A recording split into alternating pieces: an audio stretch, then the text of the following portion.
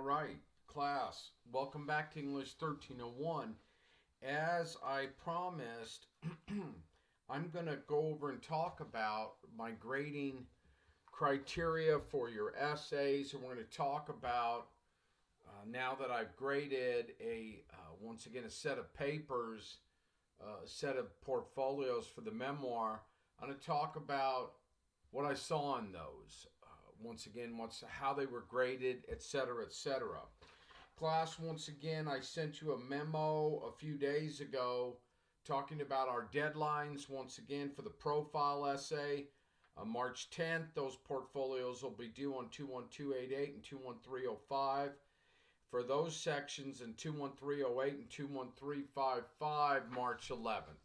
So I went over that once again on my last lecture and sent you this memo in regards to that. Now, so let's talk about how, once again, excuse me, I grade and how certainly your essays were graded this semester and will be graded for the rest of the year, once again. Class, this is a scoring guide here for essays, and I pretty much use this, and it starts out like this, that a complete and highly effective composition. You want to think about these items. So this would be like an A essay to a B plus essay. All right. The title is stimulating. The title draws reader into the essay. So always remember, class, when you leave me and you go on in your college career, or as we continue this semester, first thing a professor will look at when you turn in an essay, and what I will look at when I turn in an essay is, first of all, what does the essay look like? Is the format right? I've given you examples. I've lectured on it exactly the way a college level essay is supposed to look. No different, okay? Now, I've seen some really good looking ones. See, presentation is very, very important. What does it look like, okay? And I've given you that sample and I've lectured on it. So your essay looks exactly like a college essay would have 50 years ago, even if it's done virtually. And then the next thing a professor will look at is, or I'll look at especially, is the title. What's the title of the essay? How stimulating is it? How much, once again, time did the student put in the title? On the memoirs, there were some memoirs where I pulled up to grade it and the title was memoir, okay? So rather than fail a student, which I should do, for give me a title like memoir, I'm not going to do that. But I'd send it back to the student and say, come on, give me a title that captures the essence of this essay that shows some creativity. Memoir isn't going to get it.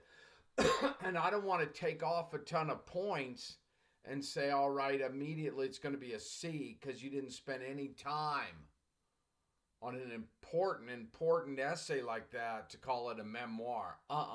Give me a title. So the title is stimulating. It draws the reader in.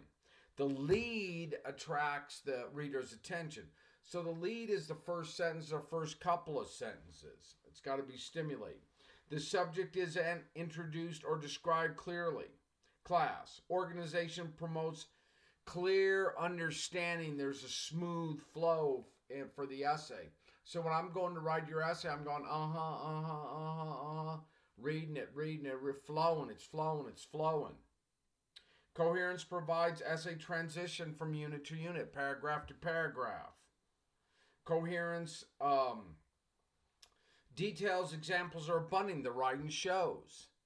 Read some good memoirs, class. On some of them, I put repeatedly, where are we? Are we in El Paso? I don't know. I'd like to know. If we're in high school, what high school are you at? Where are you? Some of them, I need to know.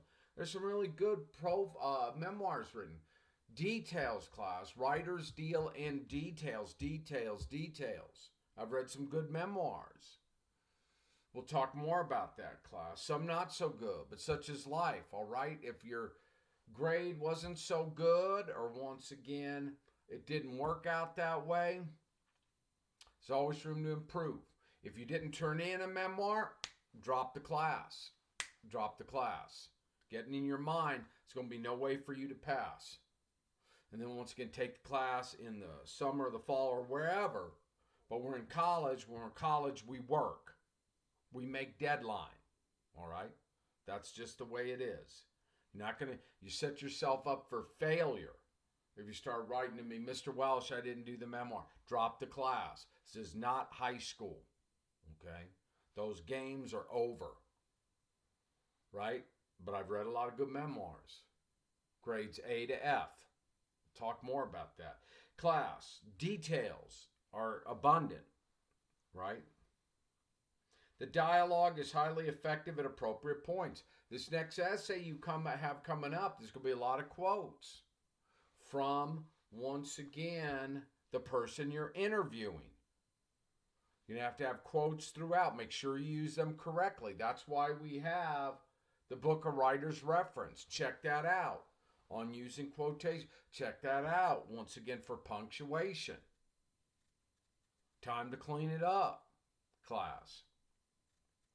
Community college is where we clean it up. The voice of the writer is appropriate. The closure is clear and attractive. And the presentation is attractive. That's an A- essay. A to B+. Okay? And then it goes down from there. All my grading. Basically, effective composition could be a B, which is a great grade class, maybe a B to a C. Title is appropriate, lead is suitable, subject is introduced, organization is basically clear, coherence is reasonably smooth, and the details and examples are sufficient. Closure is adequate, and presentation is acceptable. Okay, that's how I'm grading essays. Now, class, here's a failing essay. Here's a failing essay. Title is poor, inappropriate. Class. The lead is poor, inappropriate. The subject is unclear. The reader is confused. Organization strongly prevents understanding. The coherence is missing or confusing, class. Details, examples are missing or few in number. Dialogue is missing. Closure is extremely poor or is missing. And the presentation is unattractive. All right? So I'm going to grade essays for the rest of the semester. That is the criteria, right? Okay, so let's talk about these memoirs overall, class. Like I said, I graded some good memoirs from A to F. Class, a lot of students, when they sent me their portfolios first time, were sending these in, remember, through Blackboard messages. Rough draft, boom, one document. Final draft, another document. Right center verification. 3 things we've gone over. Essay in the right format. All right. No matter how many times it takes. I have one student that, I don't judge anything. I'm here to help. I've kicked the essay back to her 4 times because she's not getting the format right. Class, I could let her go and just take it, but her line spacing's all jacked up, not getting it. So I take my time. I'm a professor. Kick it back to her again. Go back and look at the correct essay format. I've gone over it 3 or 4 times. All right? Got to get it. Got to get it. Once again, last time she sent it to me, line space and all, justified center, the nightmare. I'm not here to beat her up. I'm here to help her. I want to grade her essay, but why would I take off a ton of points because she doesn't have the format right? I want to help her get the format right. Then I'll grade it, class. Other students, boom, boom, boom, boom. First time they send it in, everything's perfect. All right? I can't judge that. I'm just here as a professor to help, right? Things take time. We are where we are. We are who we are. We are where we are at the time. Okay? Class. Let's talk about these final drafts of these essays that I saw. Great work. Highest grade, which very seldom ever happens on this. Straight A. A- portfolios I've graded. A minus, B plus, B, B minus, C plus, C. Let's see what else is here. C minus, D, D plus, D minus, and failing portfolios. So when you get these back, class, this is one of the most important documents you'll ever receive in college because I took the time to grade it. All right? I could just say, oh, everyone gets an A, like a lot of teachers did in high school. Sometimes my own children would come home. My son's a junior at El Paso High. His sister went to El Paso High. His mother went to El Paso High. My daughter's now at UT Austin. Occasionally she come home and say, Daddy, I wrote this big paper and I got a grade, but I didn't get any comments. Recently it happened to my son at El Paso High. He said the teacher gave me a D. Or was it a C minus? I said, all right, what'd you do, son? Let's look it over. Oh, she didn't give me any comments. I'm like, you're kidding. What do you mean she didn't give you any comments? How can you give someone a D on a paper or a C minus or an F and not give them any comments? She's not doing her job. All right? I don't know. I'm not here to beat her up. I'm not an English teacher at El Paso High. But I give students comments to let them know where they are. If you're going to earn an F, you're going to see why you got an F. Okay? And then your job as a student is sit down and look at it and say, wow, I got an F. Or I got a D. Or I got an A. There won't be that many ton of comments on an A. Why did I earn a D or an F? And then time to get busy. If you want to get busy, class, my first essay that I turned in at my community college in LA called El Camino when I was 23 years old. I went back to school. And I worked so hard on this essay because I was trying so hard to do well in school. And I was in this class below English 1301, more rudimentary. And Dr. Clarence Brown, my teacher, gave me back that first essay. I remember my heart was beating, my heart was beating. I was 23, I was trying to do well. And my first essay, the grade was a D minus. D minus. Just this much above an F. And I went, the first thing I thought is, oh my God, I worked harder on this paper than anything I did in high school.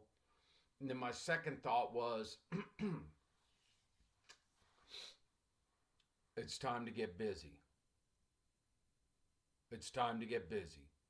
So rather than harass my professor who was grumpy and cranky anyways, I went to my girlfriend at the time who'd already graduated from Loyola University in Los Angeles and just let her take a look at it. I didn't want her to help me at all. And then I took it to my writing center. And then I said to myself, this is it. It's time to get busy. I'm not going to get a D minus essay again. Because I could see I'd made grievous errors in that. And then I thought to myself, oh man, I really messed up in high school. Last 2 years, I was partying too much, running the streets with the bad boys. Now, kids got to work. And I worked my ass off. To bring it up.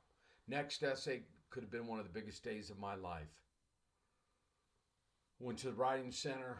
I worked on all my deficiencies. Things started to kind of make sense again. Some things I remembered. Some things I never learned. Some things I had to learn anew. My next essay was a B minus. Just this much under a B, a straight B. I said, all right. I think I can do this. Let's get on with it. Let's work. And work I did. So class, look, if you need to work, that's all right. If you need to clean up your deficiencies, it's all right. That's why we're here. Can I do it for you? No. Can the writing center do it for you? No. Can they help? Yes. Can other people help? Yes, they can. But you got to make sure that if you're ever going to show your work or have a boyfriend or a girlfriend or a boyfriend and a girlfriend or an aunt and an uncle or a mother or father or anyone, Tio or a tia or a cousin, primero or primera, make sure they're literate and they know what they're doing. Okay? I had a student a few years ago from Coronado, and she had a daughter that was at Coronado who was making straight A's. And this was her mother coming back to English 1301. This is before we were virtual teaching, and I mark essays old school, hard copy essays. Her first essay was an F, and she was so pissed at me. She took it home to her daughter, who was a senior at Coronado, and the daughter took about 15 minutes to look over the essay that I'd graded. And she said, Mom,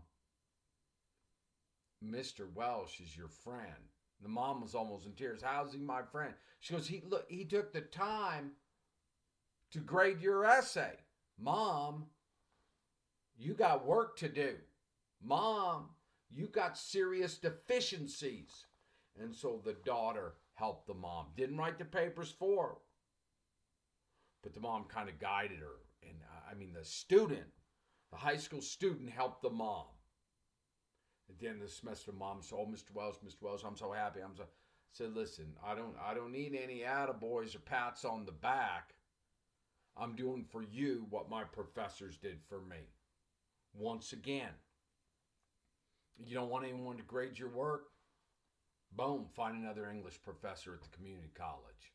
You don't like me? Boom, find another professor that you will like. All right? Class, there's work to be done. Look over every comment I've given on your essay and scrutinize it, and then work to clean it up. You got to clean it up. I'm here to help you talk about that. What are the mistakes? Okay, take it home and study it. What are the mistakes? Class, one of the things that I've done on your papers is in the margins, I will make comments. Okay. Sometimes I may put WC on a paper. That means word choice error. It means you use a word incorrectly. All right? That's all right. We all got to be somewhere, class. We're all somewhere within the language. I'm somewhere within the language. You're somewhere within the language. I'm somewhere within the Spanish language. You're somewhere within the Spanish language. I'm a profesor de inglés, an English professor, not a profesor de español. But I love both languages. A lot of my students are they're miles ahead of me in the Spanish language. Miles ahead. So they get all my respect. Because I'm like, I'm trying to come up. The only way I'm going to come up is to keep working at class. Now, WC, word choice error. So a student I saw in the memoir had written, I know what happened, and they spelled no, N-O. It needs to be K-N-O-W. Or they may use a word incorrectly or a sentence, like say something like, I told Yolanda if we could go. It's the wrong word. You can't told Yolanda anything.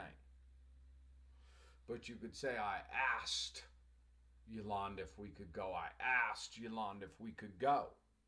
Class. Word choice error. Word missing error. WM I may have on a paper. So in the English language, as in the Spanish language, you leave out one word and the sentence falls apart. Like in this one sentence, I knew it was supposed to be, I'm sure he was there, by the context. But what the student wrote was, he was there. And so I'm looking at it, that sentence. He was there. What the hell's this all about? And then I realized, the student missed the word. I'm sure he was there. Okay? Or class, when you're new to the language, sometimes people have challenges with the articles. Okay? Like say, I went into a store an old school produce market and I wanted an apple, I could go to the produce clerk and say, I want apple. I want apple. And they'd know what I want. And they may get it for me. But in order to be correct, I need an article there. Grammatically correct. I want the apple, or I want an apple. Without the or the an, grammatically the sentence collapses. Grammatically the sentence collapses. I want the apple. I want an apple. It'll collapse. So class, look for those articles. That would be a word missing. And then class, wherever you are, don't beat yourself up about it, because that's where you are. Okay? I had a student I taught a few years ago from Germany. And her husband was out here because he was in the German army. And she was intense.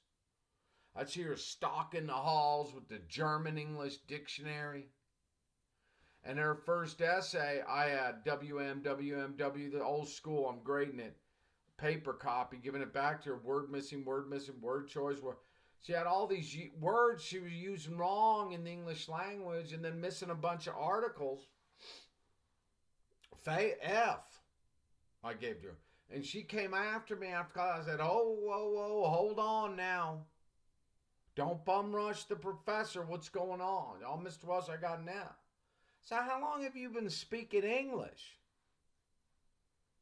Sweet, kind, I'm here to help. I just want to know. Oh, Mr. Welsh, I've only speaking English 4 years. Mr. Welsh, my main language is German. I said, well, good for you. Achtung, I should have said, but I didn't. She's kind. Attention, in German. Mr. Welsh, German's my first language. I said, that's cool. Now what are we going to do about English? I just marked the errors on your paper. You're new 4 years. You're new to the language. Keep working it. Keep working it. Keep working. Keep working it. Keep reading every day in English. German's cool. I read the German poets. Some of them. One of my favorite poets in the world is Paul Celan. He was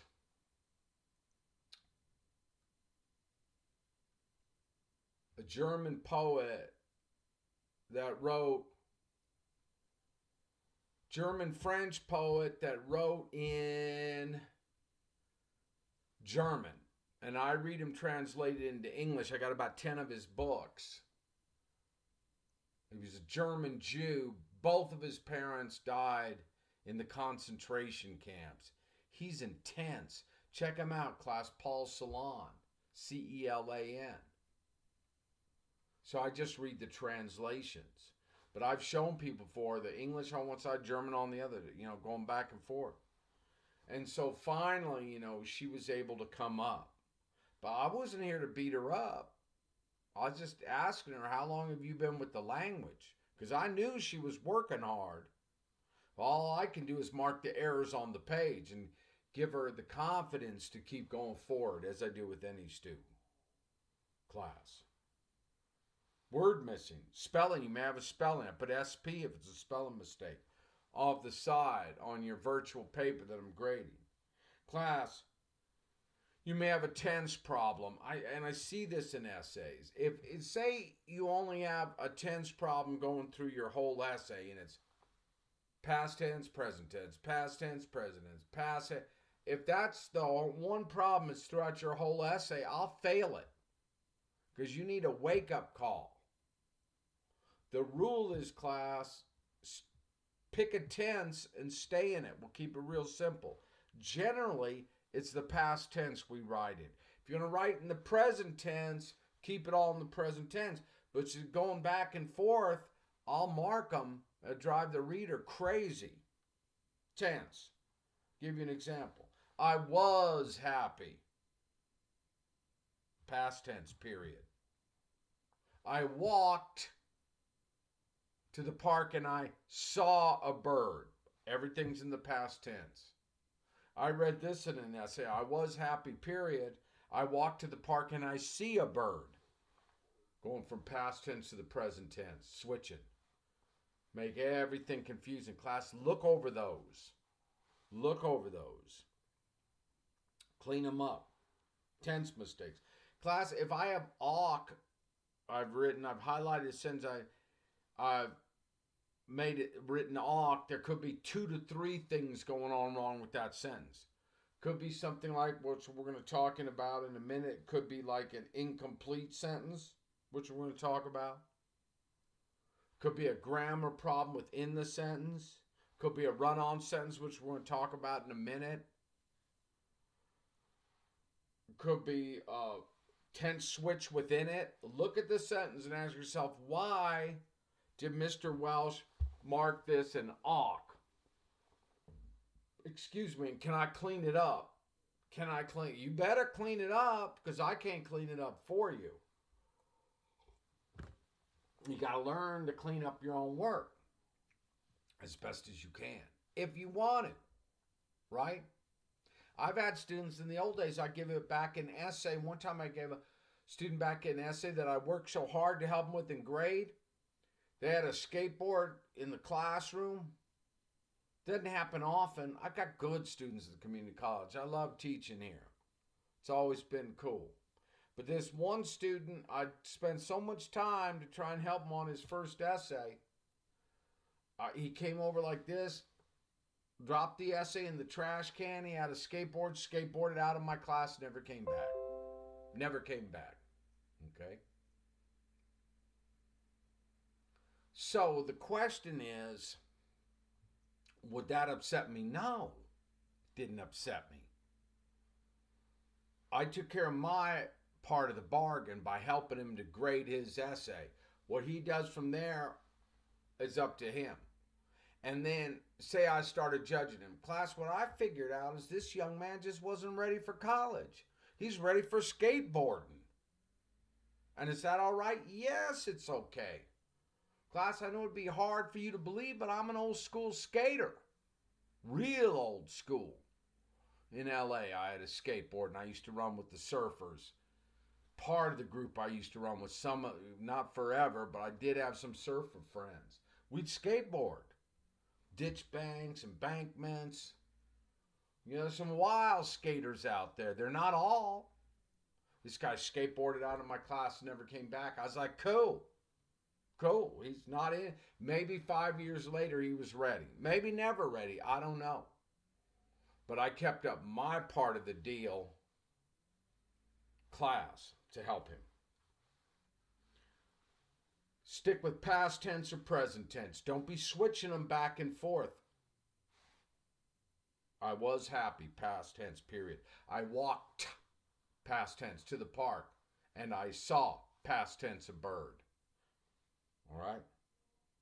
Awk. So look at your awkward sentence. Why is it awkward? Okay. Class, look at the way you're using punctuation marks. All right? It's important. Important. We're going to talk about that in a minute. Look how you're using the comma. Look how you're using the... Everything is governed by a rule. There's no guesswork. Sometimes we guess. Get in the flow of it. All right?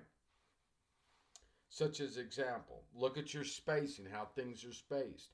Class, within your essay, in the body of it, we don't need big fat spaces. You put your essay in double spacing and you keep it double spaced. You don't give me quadruple spacing between paragraphs. Am I judging that? No. What am I here to do? To help you out. To point it out, class. To point it out. To help you.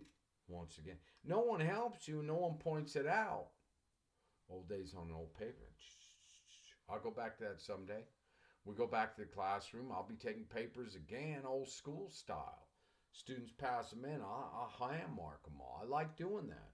But the online thing, I like it too, class. All right? Double spacing, class. Incomplete sentence. What is it? I'll mark it. Incomplete sentence, class, is a fragment. Sentence only needs 2 things. Noun and a verb. Or in the old days, they'd say a subject and a predicate. If we're in class right now, we talk about that. And you give me some examples. But we're in a physical class. So I'll give you a simple sentence. I'm happy, period. Not I'm happy, comma. I'm happy, period. A perfect, simple sentence. Juan is here, period. Mary is going, period. Noun, verb, subject, predicate. An incomplete sentence is a fragment where one is missing. If I mark your incomplete sentence, look at it. Why is this incomplete sentence? Figure it out. I mark it. You fix it. All right? You fix it. Run-on sentence class. A run-on sentence is a sentence that has lost its mind. It killed me on a couple memoirs this semester so far, a couple of them, where I read them and like, man, I read the memoirs, a lot of good details, lots going on here. C-. Why?